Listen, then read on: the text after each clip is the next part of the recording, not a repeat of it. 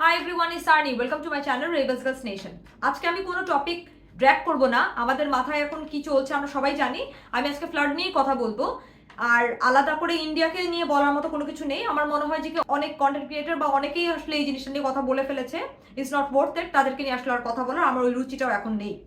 যা হোক, আমরা এখন আসলে প্রবলেম ফোকাস না করে আমরা এখন সলিউশনে যাই। সলিউশন হলো আমি যেটা আসলে এখন বলছি একটা একটা করে, আমি জানি না যে কি এখন এটা কেউ করেছে কিনা, কিন্তু আমি আমার জায়গা থেকে বলে যাচ্ছি। যদি কেউ না করে থাকে তাহলে এইভাবে করে চিন্তা করতে পারে।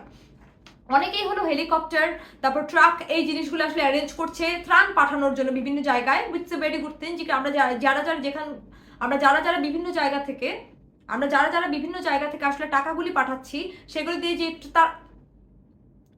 দিয়ে যে ত্রাণগুলি কেনা হচ্ছে, এই ত্রাণগুলি হলো জায়গা মতো সময় মতো পৌঁছে দেয়া। একইভাবে আমি যদি এখন বলতে যাই যে কি যখন এই ত্রাণগুলি নিয়ে যাচ্ছে তখন হেলিকপ্টারগুলি হলো পুরোপুরি লোডেড থাকছে, কিন্তু ত্রাণগুলি যখন দিয়ে তারা ব্যাক করছে তখন কিন্তু আমাদের হেলিকপ্টারগুলি আসলে খালি থাকছে। বা ট্রাকগুলির ক্ষেত্রে জিনিসটা সেম, যে ট্রাক যারা হলো নৌকা নিয়ে যাচ্ছে বা ত্রাণ নিয়ে যাচ্ছে সেগুলি, তো যখন এগুলি খালি থাকছে তখন কিন্তু তারা এগুলিকে মানুষ কিন্তু লোড করে নিয়ে আসতে পারছে সেফ জায়গায়। এখন আপনারা জিজ্ঞেস করবেন যে সেফ জায়গা বলতে আমি কি বুঝাচ্ছি। প্রত্যেকের মোটামুটি বিভিন্ন মানুষেরই কিন্তু গ্রামের বাড়ি আছে, গ্রামের বাড়িতে কিন্তু আমাদের মোরলেস আমাদের কেউ থাকে না, এরকম টাইপের গ্রামের বাড়ির সংখ্যাই আসলে আমাদের খুব বেশি। তো আমি যেটা আমার গ্রামের বাড়িতে করেছি, আমার মনে হয় যে কি এটা আমি অনেকগুলো পাশাপাশের লোকজনকেও বলে দিয়েছি গ্রামের বাড়ির কথা। আপনারাও এটা করতে পারেন যদি আপনারা চান। গ্রামের বাড়িতে মোটামুটি 50 জন 100 জনের থাকাটা কোনো মানে খুব সহজলভ্য ব্যাপার, কারণ আমাদের গ্রামের বাড়িগুলি নর্মালি অনেক বড় হয়।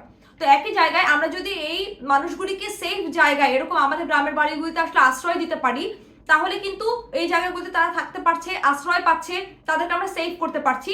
সেফ একটা জায়গার আমি লোকেশন দিচ্ছি যে এই জায়গাগুলি, আর যারা হলো এই জায়গাগুলি দিতে পারছে গ্রামের বাড়ির, তাদের জায়গাগুলি যদি আমরা নোট ডাউন করে নেই যে ওই জায়গাগুলিতে তাদেরকে সেফলি পৌঁছে দেওয়া যাবে।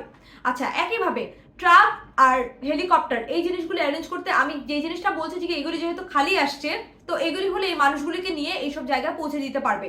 কারণ এখন যেহেতু আমাদের দেশ একটা ক্রিটিক্যাল সিচুয়েশন দিয়ে যাচ্ছে, খুবই একটা ক্রুশিয়াল একটা টাইম, আমাদের অনেকগুলি লোন আছে যেগুলি শোধ করতে হবে। সো প্রত্যেকটা পেনি, প্রত্যেকটা টাকা আমরা যদি একটু প্রপারলি ইউটিলাইজ করি, যে আমরা বুঝে খরচ করি, যেমন যেই টাকা দিয়ে আমরা যেহেতু রেন্ট নিচ্ছি, আমাদের যে বাড়তি টাকাগুলি থাকবে ওই বাড়তি টাকাগুলি দিয়ে আমরা আরো অনেক ত্রাণ কিনতে পারবো বা অন্য খাতে আমরা ইউজ করতে পারবো। একইভাবে আরেকটা কথা আমরা না বললেই না, যে ইউএন কে আমরা কেউ ইনফর্ম করেছি কিনা। ইউএন কে যদি আমরা ইনফর্ম না করে থাকি, ফর ইউর কাইন্ড ইনফরমেশন, আমি ইউএস এম্বাসির কয়েকজনকে আমি ইনফর্ম করছি। ইউএন এর একটা এমার্জেন্সি অ্যাসিস্ট্যান্ট ফান্ড আছে, যেটা হলো আমাদেরকে আসলে কন্ট্যাক্ট করতে হয়। এটা হলো তত্ত্বাবধায়ক সরকারের যে টিমটা আছে সেখান থেকে হলো ডিরেক্ট আসলে কন্ট্যাক্টটা করতে হয়। ইনকেস যদি এটা আমরা না করে থাকি, এই ফান্ডটা কিন্তু আমরা আসলে আমাদের ফ্লাডেড মানুষজন যে বন্যার্ত আছে তাদের জন্য কিন্তু আমরা ইউটিলাইজ করতে পারি। তো হোয়াট ইফ যদি আমরা তাদের সাথে আসলে কন্ট্যাক্ট করি, কেউ যদি কন্ট্যাক্ট না করে থাকে তাহলে প্লিজ আমার সাথে যোগাযোগ করুন। আর আরেকটা কথা হলো আমি বলতে চাচ্ছি, এগুলি আমাদের হতে হতে একই সাথে আমরা প্রত্যেকে বিভিন্ন মানুষ হলে বিভিন্ন দেশে আমরা থাকছি ছড়িয়ে ছিটিয়ে, তো আমাদের কানেকশন থেকে আমরা ইঞ্জিনিয়ারদের সাথে আমরা আসলে বসার চেষ্টা করি যে এই ধরনের প্রবলেম যাতে ফার্দার ইন ফিউচার আমাদের আর না হয়, আর যদি এটার প্রিকশনস আমাদের নিতে হয় আমরা কি কি স্টেপস নিতে পারি যাতে করে আমাদের এই প্রবলেমটা আর ফেস না করতে হয়, আমাদেরকে কারোর উপর ডিপেন্ড করে না থাকতে হয়। আরেকটা কথা আসলে না বললেই না, যে আমাদের প্রত্যেককে এখন নিজেদের ব্যাপারে অনেক অনেক অনেক সচেতন হতে হবে। আমাদের প্রত্যেকটা ভোটের ব্যাপারে সচেতন হতে হবে। আমাদের প্রত্যেকটা পণ্য, যে পণ্যগুলি আমরা কিনছি এগুলির ব্যাপারে আমাদের অনেক সচেতন হতে হবে। আমরা যা যা কিনছি, আমি বলছি না যে আমিও কখনো কোনো কিছু কিনিনি, আমিও এই আপনাদের মতোই অনেক কিছু করে আসছি, কিন্তু এখন আমাদের এই অভ্যাসটা বদলাতে হবে হলো আমাদের নিজেদের স্বার্থে। ইন্ডিয়ান পণ্য না, আমাদের এখন ইন্ডিয়ান পণ্যের উপর আমাদের নিজস্ব পণ্যের আমাদের ডিমান্ড বাড়াতে হবে। প্রত্যেকটা পণ্যের একটা করে আমাদের বাংলাদেশি প্রোডাক্ট আছে, আমাদেরকে যতই খারাপ হোক আর যত কিছুই হোক না কেন আমাদেরকে আমাদের নিজস্ব প্রোডাক্টই কিনতে হবে। শুধু খুব বেশি দিন না, শুধু একটা মাসের জন্য আমরা কোনো সবগুলি বাইরের প্রোডাক্ট আমরা বর্জন করি, স্পেশালি আমরা ইন্ডিয়ান প্রোডাক্ট বর্জন করি। আমরা শুধু আমাদের নিজস্ব প্রোডাক্টগুলি আমরা ইউজ করা শুরু করি। আমি প্রত্যেকটা দেশের মানুষকে আমি খুব সম্মান করি, আমি ইন্ডিয়ান দেশকেও আমি খুব সম্মান করি আর শ্রদ্ধার সাথে দেখি। তার মানে এই না যে আমাদেরকে শুধু মেরেই যাবে বা আমাদের লোকজনকে শুধু মেরেই যাবে আর আমরা শুধু এই জিনিসটা সহ্য করে নিব। প্রত্যেকটা জিনিসের একটা কনসিকুয়েন্সেস আছে, আর এটা প্রত্যেকে বুঝতে হবে।